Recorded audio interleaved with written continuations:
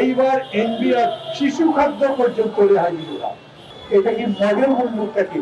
অনেক বড় অর্থনীতিবিদ বলে, নোবেল বিজয়ী বলে, আমরা সবাই তাকে সমর্থন করেছি বলে ইচ্ছা মতো ভ্যাট ট্যাক্স বাড়িয়ে দিতে পারবে। এরকম একটা সরকার, এরা মনে করে যে জনগণ তো ঠেকায় পড়েছে, যেহেতু অন্য কোনো সরকার করে যায়নি, আমাকে যেহেতু বিদেশে ফোন করে ডেকে এনে তারপরে সরকার গঠন করবার জন্য বলা হয়েছে, আমাকে ছাড়া তোমরা তো চলতে পারবে না। অতএব তার কোনো জবাবদিহিতা নাই। তাকে প্রশ্ন করলে উনি কথা বলেন না, তার সম্পর্কে জানতে চাইলে, তার কোনো পদক্ষেপ সম্পর্কে জানতে চাইলে ইনি কোনো কথা বলেন না। যেই কারণে তিনি doctor Mohammad Yunus Nobel prize পেয়েছিলেন, সেই কারণ এখন নষ্ট হয়ে গেছে, হারিয়ে গেছে। সেই কাজ এখন মানুষের কোন কল্যাণে আসছে না। সংস্কারের সাথে নির্বাচনের আগে পিছের কোনো সম্পর্ক নেই। জাতীয় ঐকমত্যের বাইরে কোনো সংস্কার করা হবে না। আজকে পত্রিকায় দেখবেন ছাপা হয়েছে, একটা কমিটি রিপোর্ট দিয়েছে, তারা দ্বিকক্ষ বিশিষ্ট পার্লামেন্টারি সিস্টেমের কথা বলবেন। এই দ্বিকক্ষ বিশিষ্ট পার্লামেন্টারি সিস্টেম যদি অনেকগুলো রাজনৈতিক দল, তাহলে এটা হবে না। এটা যদি যৌক্তিক হয় তা হবে না। অনেক দল আছে যারা মনে করেন যে সংখ্যানুপাতিক ভিত্তিতে, সংখ্যানুপাতিক আসনের ভিত্তিতে সংসদ নির্বাচন হওয়া উচিত। আমি মনে করি না।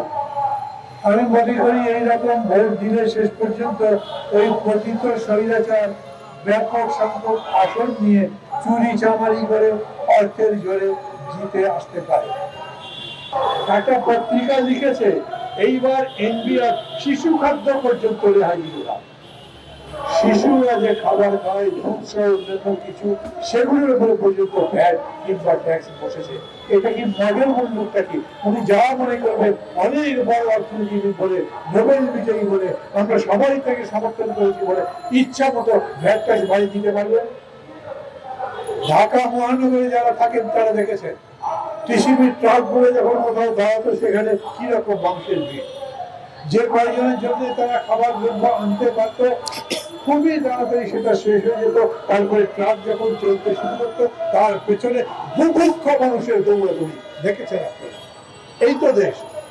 আপনি যদি গর্ব করেন, কেবল আপনি নোবেল বিজয়ী হয়েছেন, আপনাদের যারা যারা এই উপদেষ্টা পরিষদে আসেন তারা নিজেরা নিজেদের কাজের ক্ষেত্রে খুব সফল, সেই কথা শুনে ওই যে রিক্সা যিনি চালান, ভ্যান গাড়ি যিনি চালান, যিনি গ্রামের মধ্যে লাঙ্গল চালান, সেই মানুষের কি লাভ বলেন?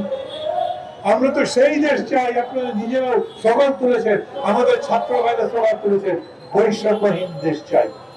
এই দেশের বৈষম্যহীন দেশ হওয়ার মতো একটা করে পদক্ষেপ গ্রহণ করেছেন? কোন একটা জায়গাতে বৈষম্য দূর হয়েছে সেরকম আছে? এই যে সচিবালয়ের মধ্যে কত ধরনের মানুষ চাকরি করে, কতগুলো গ্রেডে বেতন পায় তারা, কতগুলো ক্যাডার সিস্টেমের মধ্যে আছে, ওদের জিজ্ঞেস করে প্রত্যেকটা ক্ষেত্রে বেতনের মধ্যে বৈষম্য আছে। এই যে তার একাই দিন একটা ধর্মঘট করছে, বেতনের দাবিতে মিছিল করছে, বিভিন্ন জায়গাতে দেখা সাক্ষাৎ করছে, সাক্ষাৎকার দিচ্ছে। কেন? তারা বলছে একটা কর্মচারী কারো বেতন ৫,০০০ টাকা, আর যিনি বেশি বেতন পান তার বেতন ২,১০,০০০ টাকা। বৈষম্য দূর করতে পেরেছে? এরকম নাই। না যদি বলেন, তার প্রমাণ সহ আপনাদের সামনে আমরা হাজির হতে পারি। যুক্তিতে আপনি টিসিবির ট্রাকের এই পণ্য বিতরণ বন্ধ করে দিতে? আমরা নিশ্চয়ই জিজ্ঞেস করতে পারি, ১ কোটির পরিবারকে যদি আপনি কার্ড দিয়ে থাকেন, তার মধ্যে ৪৪ লক্ষ কার্ড কোন যুক্তিতে আপনি বন্ধ করে দিয়েছেন? এরকম একটা সরকার, এরা মনে করে যে জনগণ তো ঠেকায় পড়েছে, যেহেতু অন্য কোনো সরকার করে যায়নি, আমাকে যেহেতু বিদেশে ফোন করে ডেকে এনে তারপরে সরকার গঠন করবার জন্য বলা হয়েছে, আমাকে ছাড়া তোমরা তো চলতে পারবে না। অতএব তার কোনো জবাবদিহিতা নাই।